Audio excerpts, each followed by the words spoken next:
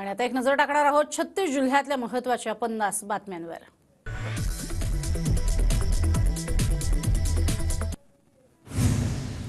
उद्यापासून राज्यभरातील रेशन दुकानदारांचा बेमुदत संप। विविध प्रलंबित मागण्यांसाठी रेशन दुकानदार उद्यापासून संपावर जाणार।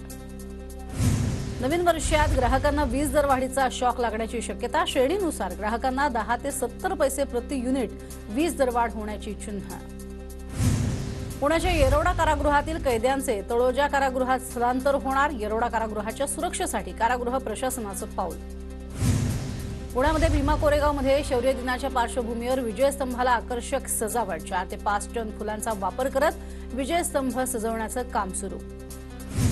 पुण्याच्या भोरमध्ये प्रधानमंत्री जनमन योजनेच्या अंमलबजावणीच्या सर्वेक्षणाला सुरुवात। आवश्यक कागदपत्रांची सर्वेक्षणात माहिती दिली जाणार। परभणीमध्ये संविधान सन्मान कृती अभियानाकडून आंदोलन। अनुसूचित जाती आरक्षण अ ब क ड वर्गासाठी नेमण्यात आलेली समिती बरखास्त करण्याची मागणी। पुण्याच्या भोरमध्ये भाजपची आढावा बैठक। आगामी निवडणुकांच्या पार्श्वभूमीवर बैठकीत कार्यकर्त्यांना निवडणुकीसाठी कामाला लागण्याचं आवाहन। नववर्षानिमित्त आज पुण्यातील विविध भागांमध्ये नाकाबंदी। शहरात ठिकठिकाणी 3500 पोलीस अधिकारी आणि कर्मचारी तैनात राहणार। कोकणातील बीच हॉटेलवरती नव्या वर्षाची लगबग। रत्नागिरीच्या मांडवी समुद्र किनाऱ्यासह इतर पर्यटन केंद्रावरती जल्लोषाची तयारी पूर्ण। गोव्याच्या मिरामार समुद्र किनाऱ्यावरती पर्यटकांची गर्दी। नववर्षाच्या स्वागतासाठी पर्यटक मोठ्या संख्येनं गोव्यामध्ये दाखल। नववर्षाच्या स्वागतासाठी सप्तशृंगी देवीचं मंदिर 24 तास खुलं राहणार। भाविकांची गैरसोय टाळण्यासाठी मंदिर न्यासाचा निर्णय। मोठ्या संख्येनं भाविक हजेरी लावण्याची शक्यता। नववर्षानिमित्त साताऱ्यातल्या महाबळेश्वरमध्ये सुद्धा पर्यटकांची मोठी गर्दी। वेण्णा लेक इथे पर्यटक घेतायत नौका विहाराचा आनंद। भंडारा जिल्ह्यातल्या रावणवाडी पर्यटन स्थळ दुपारी 4 नंतर बंद राहणार। नववर्षाच्या पूर्वसंध्येच्या पार्श्वभूमीवर वन विभागाच्या सूचना। गोंदियामध्ये नवेगाव बांध पोलिसांची अवैध धंद्यावरती धडक कारवाई। प्रतिबंध केलेले पान मसाला तंबाखूजन्य पदार्थ जप्त। गोंदियामध्ये आज पोलिसांची नाकाबंदी। दंगा नियंत्रण दामिनी पथक सुद्धा सुरक्षेसाठी सज्ज। नागरिकांनी शांतता बाळगण्याचं पोलिसांचं आवाहन। महाराष्ट्रातील कोरोना बाधितांची संख्या 613 वर। राज्यात आज 172 नव्या रुग्णांची नोंद। जेन-1चे एकूण 10 रुग्ण। परभणीच्या अंबेजोगाईमध्ये एकाला कोरोनाची लागण। कोरोनाचा रुग्ण आढळल्यानं जिल्हाधिकाऱ्यांचे आरोग्य विभागाला सज्ज राहण्याचे आदेश। वाशिम जिल्ह्यात 300 पेक्षा जास्त कोरोनाच्या नव्या चाचण्या। जिल्ह्यात 750 सोयी सुविधायुक्त बेडची व्यवस्था। नागपुरात नव्या वर्षाच्या पहिल्या आठवड्यातच काही ठिकाणी हलक्या पावसाचा अंदाज। आठवडाभर ढगाळ वातावरण राहणार। नववर्षात थंडीचा मुंबईतनं काढता पाय। मुंबईसह कोकणात 3 ते 7 जानेवारी ढगाळ वातावरण राहणार। हवामान विभागाचा अंदाज। प्राध्यापक भरती उमेदवारांसाठी आनंदाची बातमी। सावित्रीबाई फुले पुणे विद्यापीठात 111 जागांवर भरती होणार। उद्यापासून ऑनलाईन अर्ज सुरू होणार। वाशिममध्ये प्रशासनाकडून प्रमुख पिकांची आणेवारी जाहीर। जिल्ह्यातील सर्वच गावांची खरीप हंगामाची अंतिम पैसेवारी 50 पैशांपेक्षा कमी। पीक विम्यासह नुकसान भरपाईची शेतकऱ्यांची मागणी। भाज्यांचे दर वाढल्यानं बजेट कोलमडलं। मात्र खाद्यतेलाच्या किमती काहीसा दिलासा। महिनाभरामध्ये शेंगदाणा तेलाच्या किमतीत मोठ्या प्रमाणात घसरण। 15 किलोचा तेलाचा डबा 400 रुपयांनी स्वस्त। नाशिकच्या लासलगावामध्ये ओझरखेड कालव्याची 27 नंबरची चारी फुटली। 9 एकरातील हरभरा कांदा आणि द्राक्ष पिकांचं मोठ्या प्रमाणात नुकसान। पंचनामा करून नुकसान भरपाई देण्याची मागणी। जळगावातल्या जामनेरच्या 144 गावांमध्ये पशुसंवर्धन विभागानं राबवलं राज्यव्यापी वंध्यत्व निवारण अभियान। अभियानात गाई म्हशींची तपासणी। नंदुरबारच्या सारंगखेडा घोडे बाजारात विक्रमी उलाढाल। घोडे बाजारानं पार केला 2 कोटींचा टप्पा। 550 पेक्षा अधिक घोड्यांची झाली विक्री।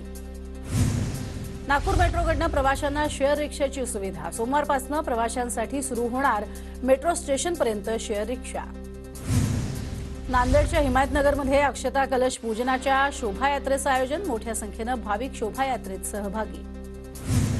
धुळे शहरामध्ये अयोध्येतून आलेल्या मंगल कलशाचं आगमन। कलशाचं नागरिकांकडून जल्लोषात स्वागत। कल्याण डोंबिवलीमध्ये नववर्ष स्वागताच्या निमित्तानं पोलिसांचा बंदोबस्त। गैरकृत्य टाळण्यासाठी सीसीटीव्ही कॅमेऱ्याच्या माध्यमातून पोलिसांची करडी नजर। साताराच्या कराडमध्ये सकल हिंदू समाजाकडनं अक्षता कलशाची भव्य मिरवणूक। या मिरवणुकीत महिलांकडनं पारंपरिक खेळाचं सादरीकरण।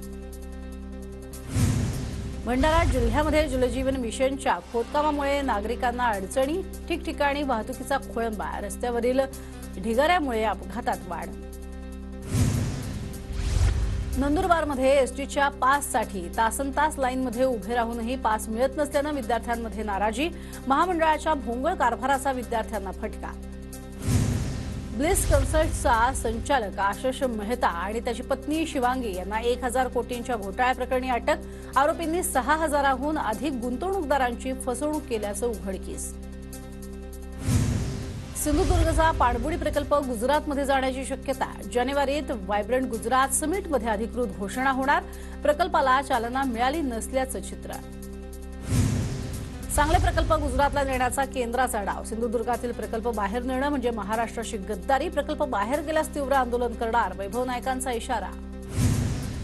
नाफेड एनसीसीएफ मार्फत कांद्याच्या खरेदीत घोटाळा। शेतकऱ्यांचा आरोप, खरेदीची उच्चस्तरीय चौकशी करत दोषींवरती कठोर कारवाई करा। शेतकऱ्यांचं पंतप्रधानांना पत्र। बाजारभावानुसार शाळांना अंड्याचं अनुदान मिळणार। 1ली ते 8वीच्या विद्यार्थ्यांना आठवड्यातनं एकदा अंडी देण्यात येणार, शासनाचा निर्णय। दुष्काळी आठवड्यात क्षारयुक्त पाण्यामुळे मूत्रविकारांच्या प्रमाणात वाढ। मुतखड्याच्या रुग्णात लक्षणीय वाढ झाल्यानं डॉक्टरांनी व्यक्त केली चिंता।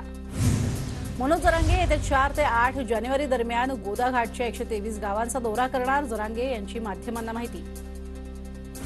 धुळ्यामध्ये पारंपरिक पद्धतीनं तूर काढणीला सुरुवात। तुरीला 8 ते 10 हजार रुपये भाव द्यावा, शेतकऱ्यांची मागणी। तर धुळ्यामध्ये कांद्याला भाव नसल्यानं कांद्याची अहमदाबादला विक्री। धुळ्यात कांद्याला 2 ते 2.5 हजार रुपये भाव। शेतकऱ्यांमध्ये नाराजी, योग्य दराअभावी कांदा थेट गुजरातेत। धुळे महापालिकेवर उद्यापासून प्रशासक नेमले जाणार। नागरिकांचे अनेक प्रश्न प्रलंबित असल्यानं सर्वसामान्यांमध्ये नाराजी। पुण्यामध्ये पाण्याची बिलं थकवणं आता पुणेकरांना महागात पडणार। महापालिका प्रशासन थकीत बिलांच्या रकमेवरती दरमहा 1% दरानं दंडात्मक व्याज आकारणार। सरत्या वर्षाला निरोप देण्यासाठी शिर्डीमध्ये भाविकांची गर्दी। साईबाबांच्या दर्शनासाठी साई मंदिर आज रात्रभर खुलं। शेकडो पायी पालख्या शिर्डीमध्ये दाखल। नववर्षात शरद पवार 3 दिवस शिर्डी दौऱ्यावर। 3 आणि 4 जानेवारीला शरद पवार गटाचे शिर्डीत अधिवेशन। आगामी निवडणुकांच्या पार्श्वभूमीवर पवार पदाधिकारी आणि कार्यकर्त्यांना मार्गदर्शन करणार। वंचितचा बाळासाहेब आंबेडकर यांचा प्रस्ताव कोणी स्वीकारेल असं वाटत नाही। रामदास आठवले यांची वंचितवर टीका।